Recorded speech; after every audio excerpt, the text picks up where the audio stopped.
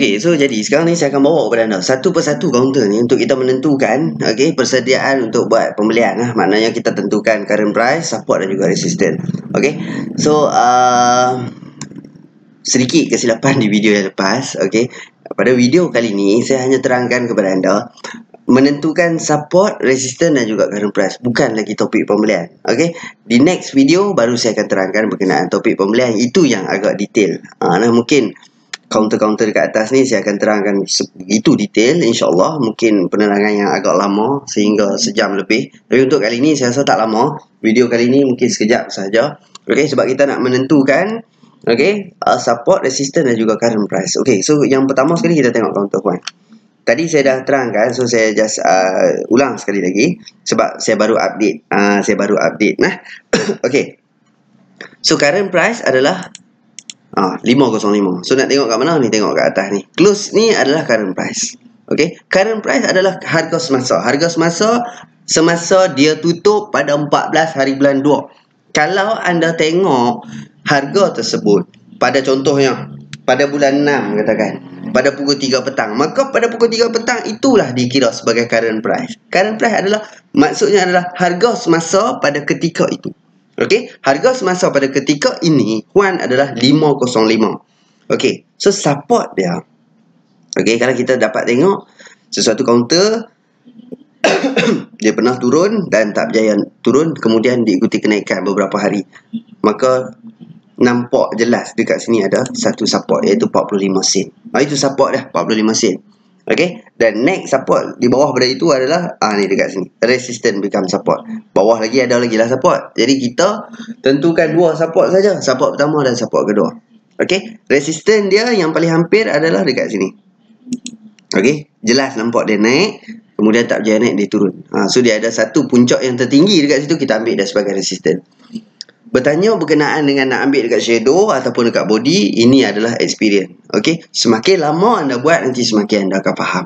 Semakin banyak counter anda beli, semakin jelas berkenaan dengan plot support resistance, nak menentukan support resistance. Okey, manakala resistance yang kedua terhampir iaitu 665, iaitu yang macam saya bagi tahu tadi di video yang lepas, ini juga merupakan nilai breakout. Okey, inilah paling tinggi yang dia pernah capai iaitu 665 sepanjang 3 tahun ini, yang data yang kita ada. So apabila dia boleh naik melebihi 665, kita kategorikan dia sebagai breakout. Okey, so next counter yang kedua, Acres. Wan dengan Acres ni orang cukup marah lah dong. Sorry. Okey, so kita tak kaji lagi dah tahu counter ni dia uptrend ke tak. Okey, dia volume dekat mana dan sebagainya, sebab kita dah buat pemilihan lah. So kita cuma pergi go to next step. Kita dah pilih dah step daripada 1000 lebih counter. Okey, sampailah ke uptrend, tinggal 12 counter. So apa yang nak buat adalah nak beli. Jadi bila nak beli, kita kena buat preparation. So apa yang kita nak? Current price, support dan resistance. Sekarang ni tak perlu tengok lagi dah counter ni nak tarik 3 tahun ke apa, tak perlu dah. Okey, just menentukan sahaja. Okey, ini adalah current price 415. Jadi kita tengok support dia. Pernah counter ni turun dan touch sehingga ke paras 370. Okey, baru dia nampak naik balik. Ini paras dia paling rendah yang paling hampir, dan juga kita boleh ambil dekat sini. Okey, boleh juga ambil kat sini, tapi alang-alang kita ambil bawah sikit lah. Okey, sebab tu saya kata lama-lama anda akan faham kenapa kita tak ambil dekat 39, kenapa kita ambil kat 37. Okey, reason saya adalah yang pertama, baru-baru ni dia pernah touch dekat 37, yang mana dulu pun pernah touch beberapa kali. Okey, pernah touch beberapa kali. Jadi saya ambil terus 37 sebagai support. Saya support ni terus terang saya beritahu, better saya ambil bawah sikit, tak apa. Better kita ambil bawah sikit. Kemudian yang kedua support adalah dekat sini. Okey, 30 sen. Kenapa saya tak ambil dekat bawah ni?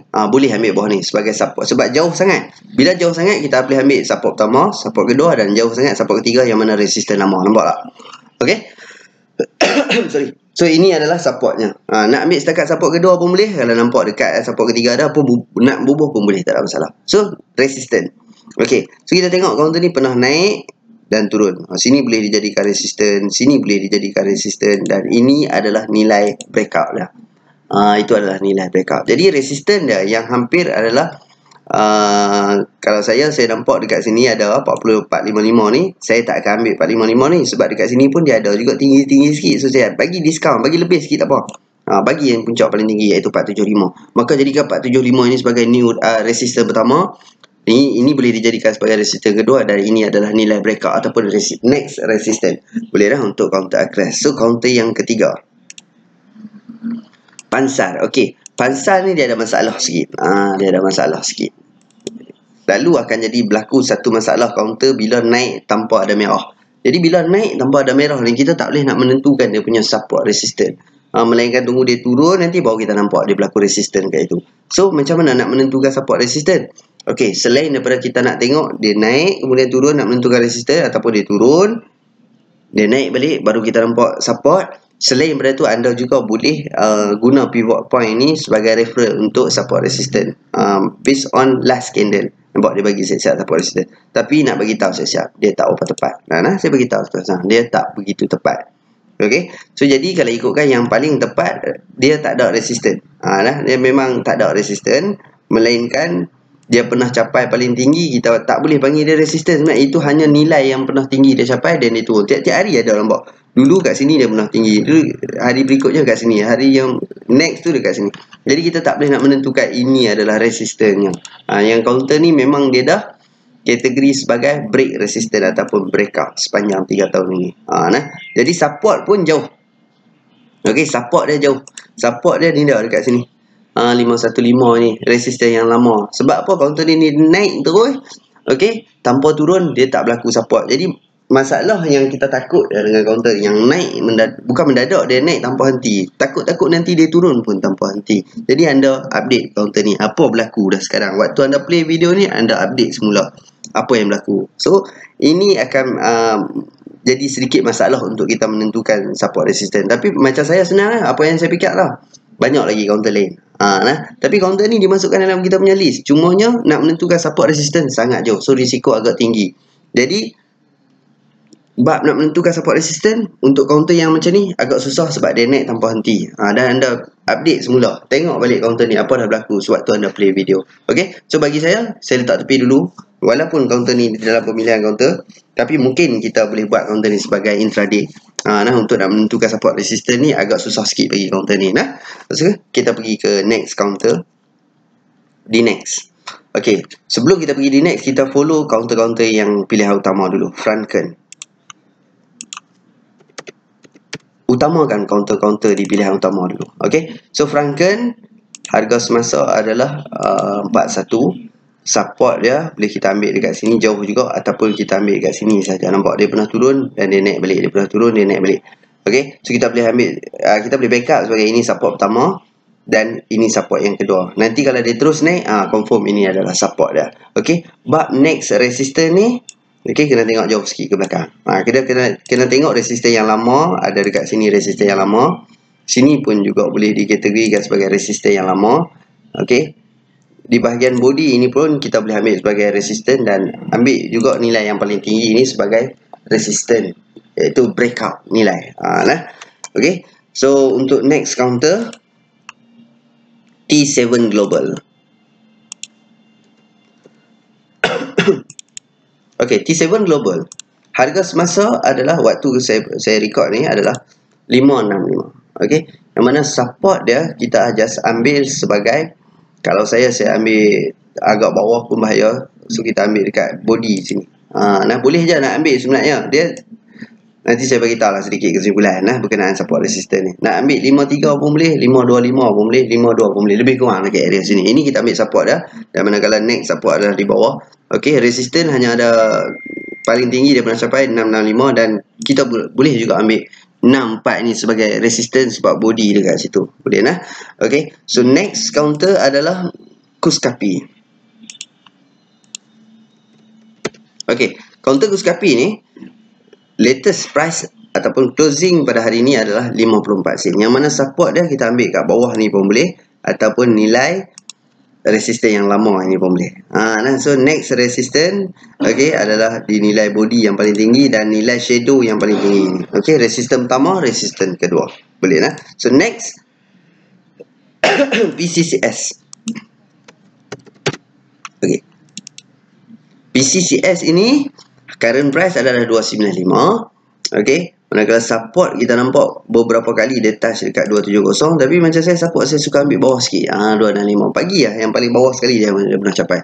So next resistance adalah kita boleh ambil dekat sini, iaitu support yang lama, dan paling atas sekali kita sebagai resistance yang kedua.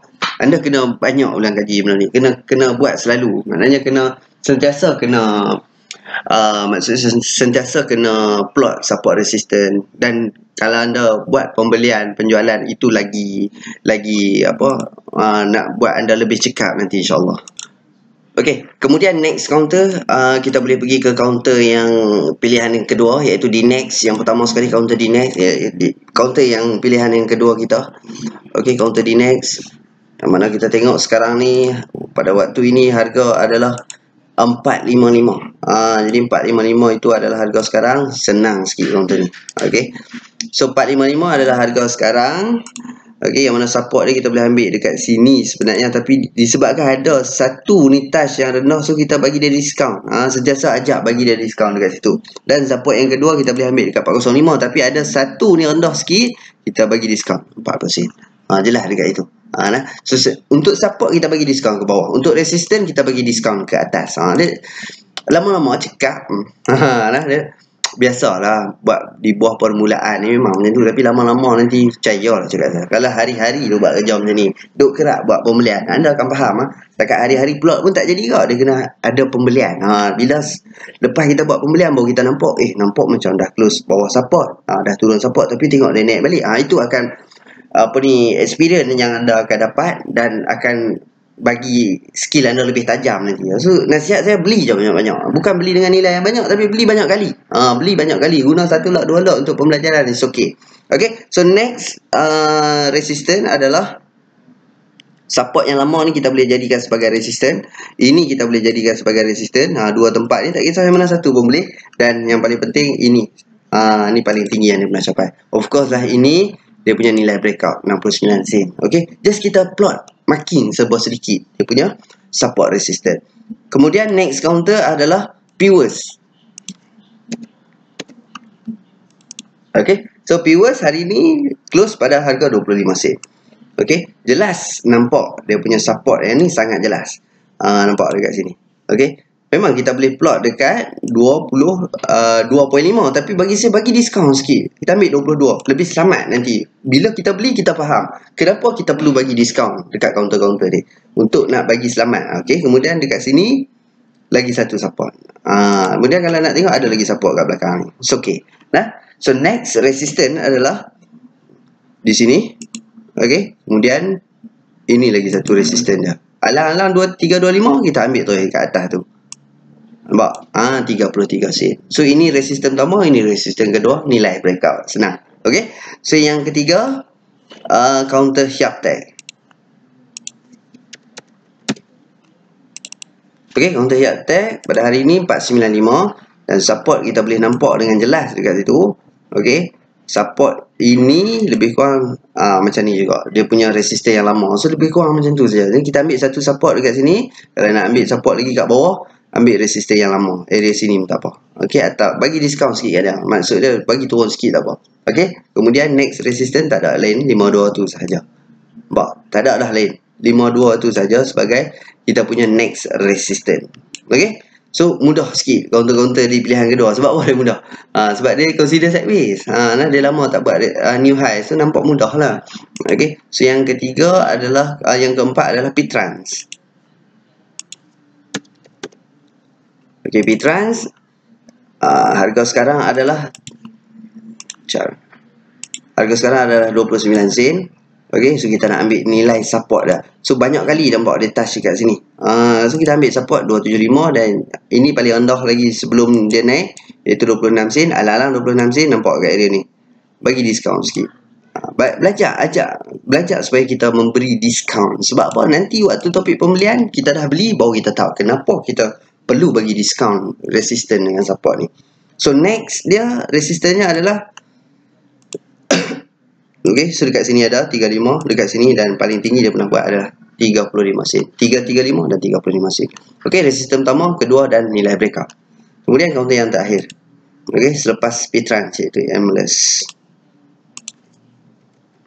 Okey, untuk counter analyst, harga setakat hari ni 485. Nampak dia dah semakin turun. Semakin turun ni semakin kita takut lah. Okey, 485 yang mana bawah pada dia adalah dekat sini. Boleh je nak ambil dekat sini, tapi kita ajak dia bagi diskaun. So bagi bawah sikit, bagi 45 sen. Dia punya support. Kemudian support yang kedua, kita ambil area bawah lagi pada tu. Mungkin resisten yang lama ataupun dekat area sini lah. Lebih kurang. Okey, 415 bawah lagi pun boleh, tak ada masalah. Cukup sebagai dua support. Okey. Kemudian dia punya resisten dekat sini, kita ambil dia punya support lama. Nampak lebih kurang banyak-banyak ni kita plot lebih kurang dekat mana. Dia tak boleh nak tepat sangat sebab terlalu lama dia sideways dekat situ. Faham tak? Terlalu lama dia sideways dekat sini. So ambil lebih kurang harga. Okey, kita ambil harga dekat sini. 595. Sebab area ni kita bagi dia diskaun kat atas sikit. Boleh je ambil kat bawah sikit. Boleh je ambil kat bawah lagi, tapi better kita bagi dia diskaun kat atas sikit, 595. Dan terus ke paling tinggi MLS, iaitu 75 sen sebagai next resistance ataupun nilai breakout dah. Okey, boleh lah. Okey, so ini adalah cara ataupun saya bawa kepada anda satu persatu counter. Kita plot balik dia punya nilai semasa. Okey, kita plot balik current price tu, support dan juga resistance. Dah kita plot balik. Maknanya kita menentukan semula. Okey, counter-counter yang kita dah pilih ini, kita menentukan. Okey, menentukan apa? 3 perkara ini sebelum buat pembelian. Jadi kita tak boleh buat pembelian tu. Boleh je nak buat pembelian, tapi tak ada skill lah. Kita nak beli biar ada skill. Okey, tentukan current price, tentukan support, tentukan nilai resistance. Yang mana ke semua 11-12 counter yang kita pilih, yang saya bawa tadi kepada anda ni, saya dah plot satu persatu. Okey, apa function support resistance itu saya dah bagi tahu dah. Cuma penerangan yang lebih adalah di next video. Okey, di next video, di mana sekarang ni anda berada dalam video SNR, iaitu menentukan ataupun plot support resistance. Nanti saya akan bagi sedikit kesimpulan kepada anda. Okey, di next video adalah more tu kepada teknik pembelian. Okey, kenapa kita perlu tentukan support resistance? Kenapa tahu harga semasa dan sebagainya? Semua itu dihubungkan nanti dengan topik-topik ini. Termasuklah topik intraday, indikator dan sebagainya. Ini adalah teknik pembelian. Okey, insya-Allah di next video anda akan lebih mahir, lebih cekap lagi berkenaan dengan topik pembelian, topik kenapa perlu ada support resistance, dan insya-Allah saya doakan kepada anda semua. Okey, semoga lebih sukses selepas ini di dalam trading. InsyaAllah kalau kita cuba usaha untuk lebih maju, insyaAllah akan maju. Okey, so bertemu di video seterusnya.